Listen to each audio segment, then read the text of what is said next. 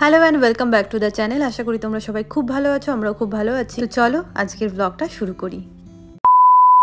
আজকে আমরা দুপুর বেরিয়ে পড়েছি। প্রথমে যাচ্ছি সোনালিদির বাড়ি। তার আগে যাওয়ার আগে একটু মিষ্টি নিয়ে নিচ্ছি। মিষ্টি মানে আমাদের কলকাতার মতো তো আর মিষ্টি না, একটু লাড্ডু, একটু গোলাপ জামুন। আমরা যে আগের বিল্ডিংটায় থাকতাম সেই বিল্ডিংয়েই সোনালিদিরা থাকে। তো ওখানে আজকে আছে লক্ষ্মী পুজো। একই দিনে দুই জায়গায় নিমন্ত্রণও পড়ে গেছে আমাদের। দাদার বার্থডেও আজকে, মানে সুচরিতাদির বরের। তার আগে আমরা চলে আসলাম সোনালিদির বাড়িতে, কারণ সোনালিদিও আমাকে অনেকদিন আগে থেকে বলে রেখেছিল যে আমার বাড়ি কিন্তু লক্ষ্মী পুজো, কিন্তু একই দিনে যে দুটো পড়ে যাবে আমি একদম আইডিয়া করিনি। আসার সাথে সাথেই নারকেলের নাড়ু দিল সোনালিদি, আর দেখলাম সব প্রসাদ রেডি করে রেখেছে। এখনো পুজো স্টার্ট হয়নি। সোনালিদির হাজবেন্ড ফুল আনতে গেছে, তাই আর দাদার সাথে দেখা হলো না আমাদের। তারপরে সোনালিদি আমাদের একটু পায়েস দিল, খেয়ে চলে আসলাম। অনেকেই আসবে, তাদের সাথেও দেখা হলো না। তারপরে প্রসাদটা না খেয়ে বেরিয়ে, যেহেতু পুজো হয়নি এখনো। যাই হোক, সব কিছু ম্যানেজ করতে হবে একই দিনে আমাদের। বেরিয়ে আমরা এখন আসলাম মলে। সেখান থেকে, মানে বাড়ির সামনে যে মলটা আছে সেখান থেকে আমরা একটু গিফট কিনলাম দাদার জন্য। আর এখানে আমরা একটু চকলেট ট্রাই করে দেখছিলাম, বেশ ভালোই ছিল। আমাদের শর্টস তোমরা কারা কারা দেখো অবশ্যই কমেন্টে জানিও, কারণ আমি অনেক দিন হয়ে গেছে শর্টস সেভাবে আপলোড করছি না, বড় ভিডিও দিলেও। তো এবার থেকে শর্টসও আসবে, ভালো ভালো মিনি ব্লগ তোমাদের সাথে শেয়ার করব।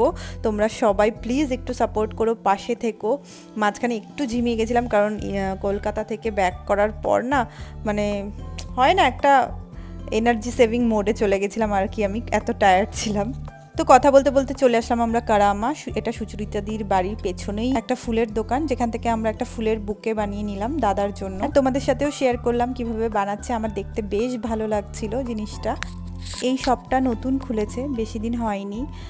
ফুলের দোকান একটা একদম কারামা মেট্রো স্টেশনের কাছে একটা আমি দেখেছিলাম। এটা একদম রিসেন্ট খুলেছে। এর আগের দিনও দেখেছিলে, ওর দাদা বৌদির জন্য একটা ফুলের বুকে নিয়েছিলাম আমরা, বেশ ভালো ছিল সেটাও। সেমই ছিল আই থিঙ্ক, একটু হেরফের ছিল, কালার কম্বিনেশনটা অনেকটাই এক ছিল।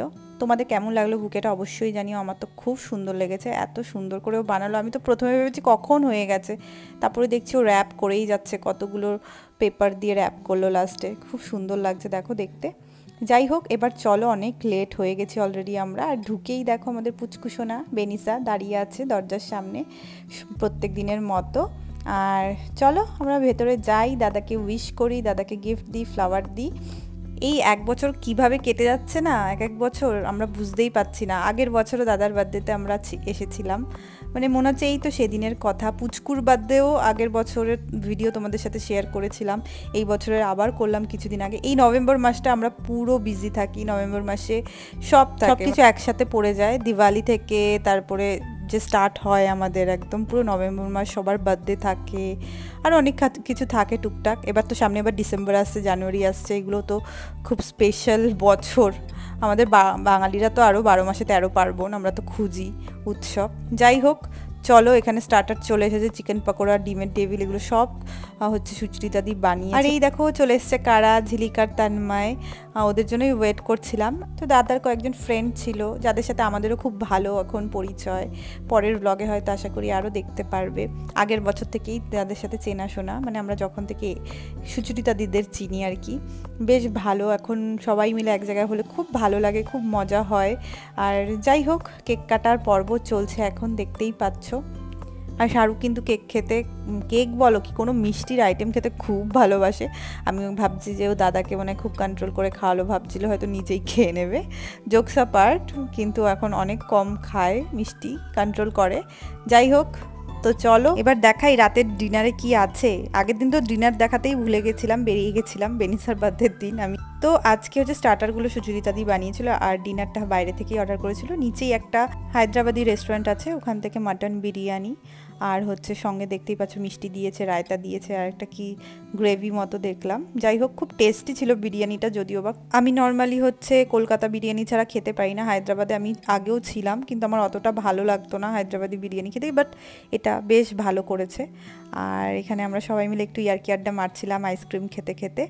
তো চলো এবার বেরিয়ে যাওয়ার পালা, আমাদের রাত হয়ে গেছে, ফিরতে হবে, কাল আবার শাহরুখের অফিস আছে। আমরা আসার সময় যেমন ট্যাক্সিতে এসেছি, এবার যাওয়ার সময় বাসে যাব। একটা স্টেশন মেট্রোতে যেতে হবে, তারপর ওখান থেকে একটা ডিরেক্ট বাস আছে যেটা একদম বাড়ির সামনে নামায়। তাতে পয়সাও অনেকটা বেঁচে যায়, আর আমার মোশন সিকনেসের প্রবলেমটাও যেটা হয় সেটা হয় না। কারণ আমি দেখবে তোমরা খেয়াল করেছো হয়তো আমি গাড়ির সামনে বসি, আর একটু বড় ট্যাক্সিগুলো যদি এসইউভি টাইপের আসে তাহলে অতটা প্রবলেম হয়। নেক্সট ডে ঘুম থেকে উঠলাম, তারপরে দেখলাম গোপেশ দা মানে সোনালিদির বর এসে আমাদের প্রসাদ দিয়ে গেছে, আগের দিনের ভোগের খিচুড়ি টিচুড়ি যা যা বানিয়েছিল। তো চলো দেখি কী কী দিয়েছে। দেখো কত ব্যাগ ভরে প্রসাদ এনেছে, মানে এখানে ফল ছিল। তারপরে প্রথমে দেখো একটা প্যাকেট, দুটো প্যাকেট, তিনটে প্যাকেট, চারটে প্যাকেট, আবার লাস্টে একটা হচ্ছে লাড্ডু অ্যান্ড সোমপাপড়ির প্যাকেট। সোমপাপড়িটা খেতে আমি যদিও বা খুব ভালোবাসি। কত কিছু দিয়েছে, থ্যাংক ইউ সো মাচ সোনালি দি, তুমি যদি এই ব্লগটা দেখছো। এখানে প্রথমেই আমি যে প্যাকেটটা খুললাম সেটার মধ্যে ছিল হচ্ছে বাঁধাকপি আর একটু ভাজা, আর এখানে হচ্ছে খিচুড়ি, দেখেই তো লোভ লেগে গেল কখন খাবো। এখানে লুচি, আবার ছোলার ডাল, আর দিয়েছিল পায়েস। তাহলে চলো দেখা হচ্ছে নেক্সট ব্লগে। Till then tata, bye bye and take care.